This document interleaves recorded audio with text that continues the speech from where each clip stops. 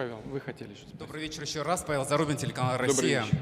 Ваши вчерашние решения и заявления, они, конечно, вызвали очень бурную международную реакцию, целый шквал. И, конечно, много очень размышлений на тему о том, что Путин якобы хочет воссоздать Россию в границах Российской империи. Вы уже сказали, что это не так.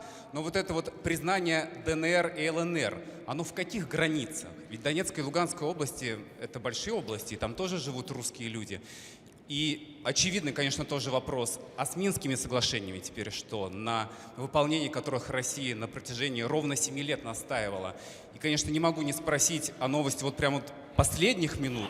Совет Федерации только что одобрил ваше обращение о применении вооруженных сил России за рубежом. Что по этому поводу вы, может быть, нам можете сказать? Насколько масштабной может быть эта операция? Спасибо. Применение вооруженных сил за рубежом. Второе, значит, границы, да, ЛНР, ДНР, да? Границы, ЛНР, ДНР. И Российская империя, да? Минские договоренности. А при чем здесь мирные договоренности? Что теперь будет с Минскими договоренностями? Минские договоренности, да. Минские, я просто не расслышал. Мирные договоренности, минские. Значит, начнем давайте с минских договоренностей, с Минского комплекса мер по урегулированию ситуации на юго-востоке Украины. Так они звучат. Мы не просто почти 8 лет этим занимались. Мы были, когда я говорю «мы», имею в виду Россию, но и ваш покорный слуга тоже был автором этих документов. И поэтому хочу это еще раз подчеркнуть. Мы были заинтересованы в реализации этого комплекса мер, потому что это результат компромисса. Под ними, под этими документами, стояли подписи руководителей двух ранее непризнанных республик. Кстати говоря, одного из них в результате террористического акта убили. Он погиб от рук спецслужб Украины, сотрудника спецслужб Украины. Здесь вопроса нет, это очевидная вещь. Это просто прямое политическое убийство.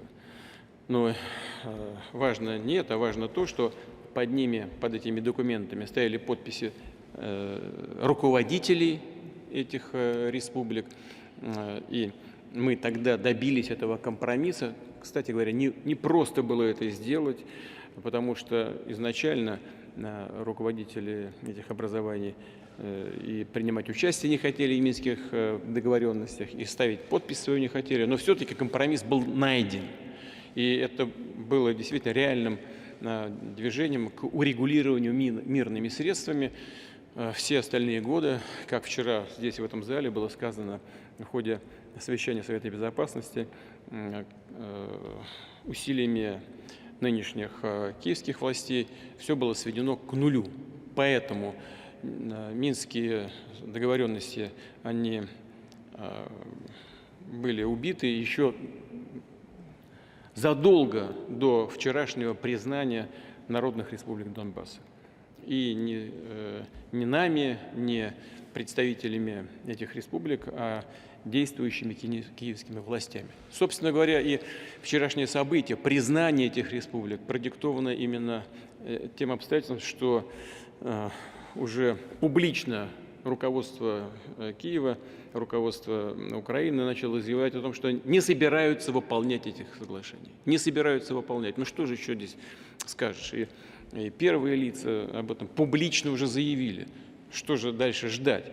Ждать продолжения этого издевательства над людьми, этого геноцида на почти 4 миллионов человек, которые живут на этих территориях. Ну, смотреть на это просто невозможно уже. Ну, вы же сами видите, что там происходит. Ну, как можно это дальше терпеть? Собственно говоря, вот и все. Наши коллеги, когда мы с ними разговариваем из Европы, все говорят одно и то же, говорили одно и то же. Да, надо идти по этому пути, но реально они не могли заставить своих партнеров из числа сегодняшнего руководства в Киеве это сделать. Поэтому мы вынуждены были принять это решение. И в этом смысле, да, конечно, теперь Минские соглашения, их не существует. Чего же их выполнять, если мы признали независимость этих образований? Значит, теперь, что касается границ, значит, в каких границах мы будем признавать эти республики. но мы же их признали. А это значит, мы признали все их фундаментальные документы, в том числе и Конституцию. А в Конституции прописаны границы в рамках Донецкой и Луганской областей в то время, когда они были в составе Украины.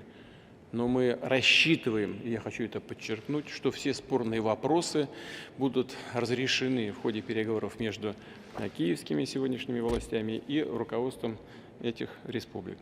К сожалению, на данный момент времени мы понимаем, что это невозможно, поскольку боевые действия там до сих пор продолжаются, и больше того, они имеют тенденцию к обострению. Но надеюсь, что так и будет в будущем.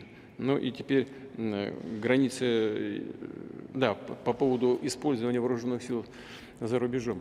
Ну а как же? Конечно, мы же подписали вчера договоры, и в этих договорах и с Донецкой Народной Республикой, и с Луганской Народной Республикой есть соответствующие пункты, которые говорят о том, что мы будем оказывать этим республикам соответствующую, в том числе и военную помощь. Поскольку там идет конфликт, мы этим решением ясно даем понять, что мы в случае необходимости намерены исполнять взятые на себя обязательства. Да, пожалуйста.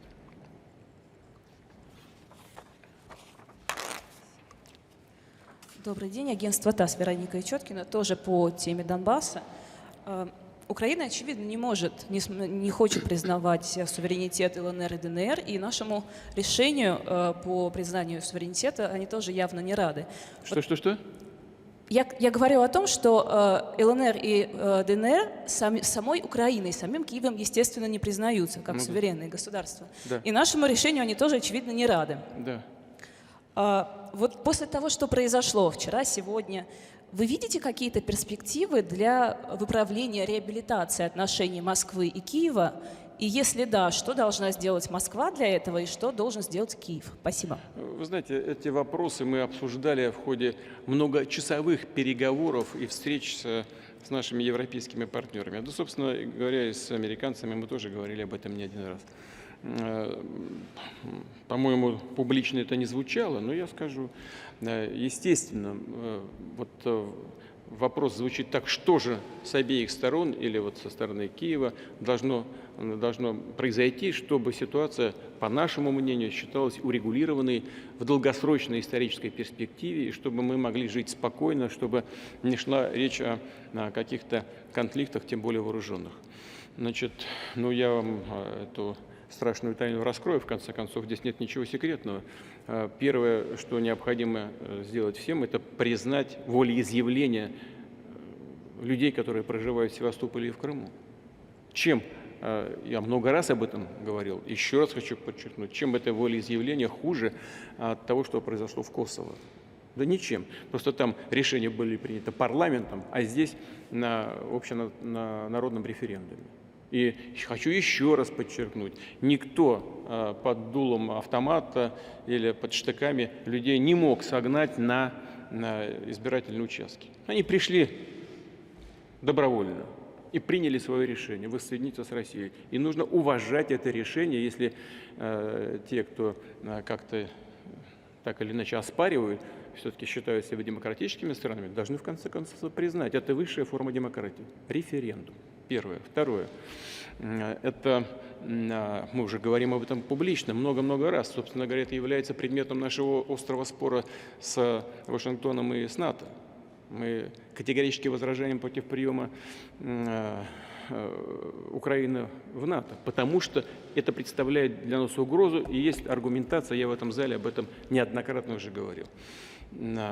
И в этой связи, конечно, мы исходим из того, о чем многие говорят, в том числе и в западных столицах, о том, что самым лучшим решением этого вопроса было бы, чтобы наши коллеги в западных странах не теряли, что называется, лица, чтобы сегодняшние киевские власти сами отказались от вступления в НАТО. По сути,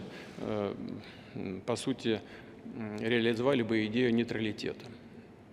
Это второе. Третье. К сожалению, это уже утратило актуальность.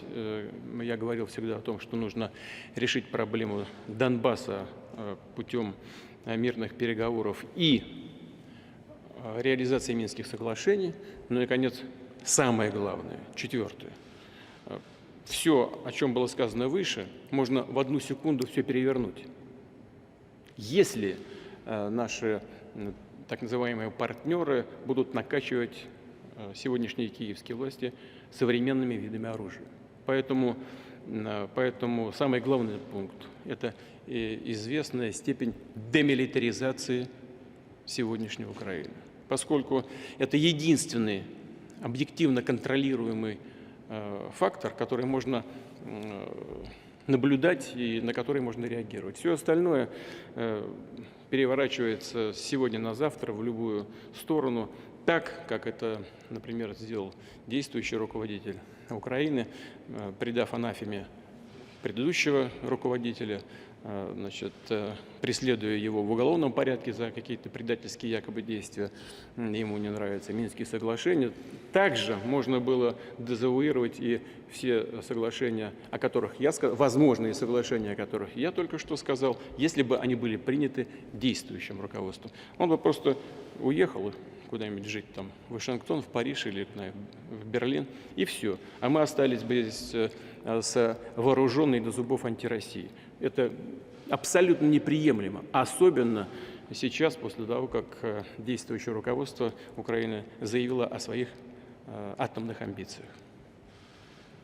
Ну, пожалуйста. Микрофон. Да. Александр Юношев, Лайф. Владимир Владимирович, вот вы вчера в своем обращении к россиянам упоминали слова Зеленского, и, по-моему, уже не в первый раз, о том, что, по его словам, на Украине может вновь появиться ядерное оружие, Украина присоединится к ядерному клубу. Но вот это просто его слова, или у нас реальная угроза, что около наших границ на Украине появится ядерное оружие? Спасибо. Я сейчас только что об этом упомянул. Мы так понимаем, что эти слова были обращены прежде всего к нам, и хочу сказать, что мы их услышали. Украина еще с советских времен обладает достаточно широкими ядерными компетенциями. Там несколько ядерных блоков, и ядерная промышленность развита достаточно широко и хорошо. Там есть школы, там есть все для того, чтобы гораздо более быстрыми темпами решить этот вопрос, чем в тех странах, которые решают эти проблемы с нуля. Не буду их перечислять, вы и так об этом все знаете. Это первое. Там не хватает только одного. Не хватает только